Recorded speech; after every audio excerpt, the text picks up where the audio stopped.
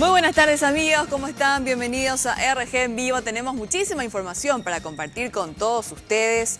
Y este año nuevamente los estudiantes van a comenzar las clases sin sus útiles escolares.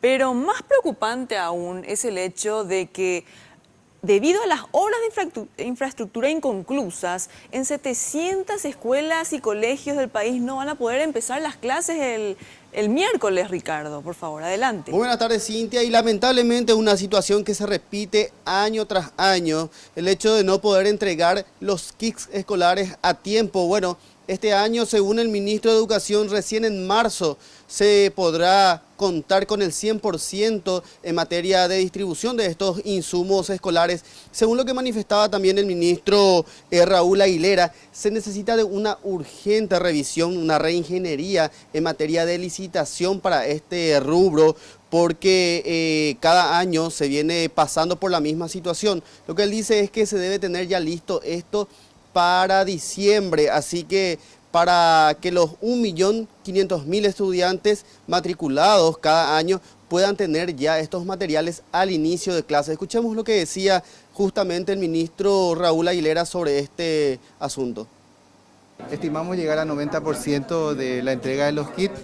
Tenemos una diferencia del 10% que vamos a estar ya en los departamentos respectivos, pero no podemos mentir en decir que vamos a llegar en un 100%. ¿El motivo por el cual están llegando tarde? El motivo por el cual son los argumentos que he presentado hoy, principalmente el retraso en el pedido de las propias empresas de prórrogas de tal manera a cumplir y tener todos los stocks para producir los materiales.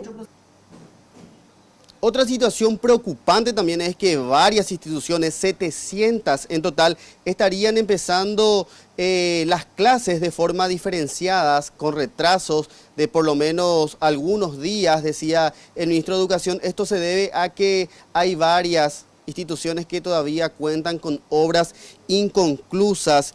En total, más de 3.000 escuelas necesitan de reparaciones de manera urgente, y en total se debe invertir en estas obras 516 millones de dólares en 5 años para poder superar esta situación. Escuchemos también lo que decía el ministro sobre esta situación.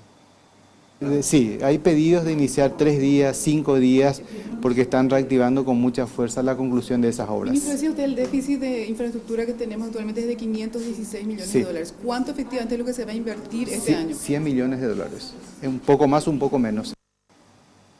Durante esta conferencia brindada por el MEC se presentó una serie de orientaciones dirigidas principalmente a los directores y padres de familia. Esto con el objetivo de generar un mejor clima en la enseñanza. También desde el MEC se proponen darle una mirada más inclusiva a la educación, atendiendo a las últimas denuncias de discriminación. Escuchemos lo que decía la viceministra María del Carmen sobre esta situación.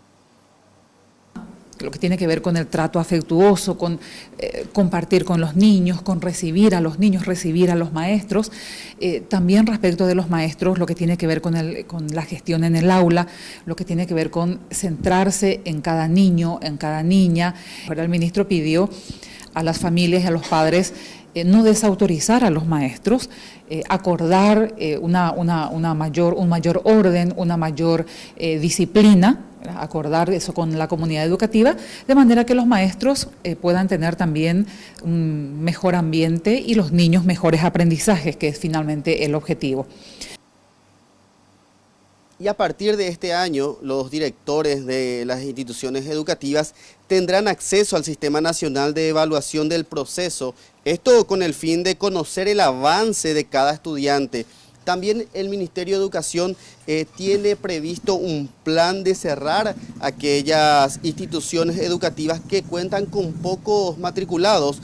Esto es para optimizar las inversiones que se destina a la educación, Cintia. Volvemos contigo. Muchísimas gracias, Ricardo Roa, por este reporte. Entonces, recopilando la información, en marzo recién el 100% de los estudiantes del sector público van a contar con sus útiles escolares en las escuelas y colegios del país, y también Un dato preocupante es que, según datos oficiales, alrededor de 700 escuelas no estarían empezando las clases este miércoles, tal como lo indica el calendario escolar, debido a las obras de infraestructura inconclusas.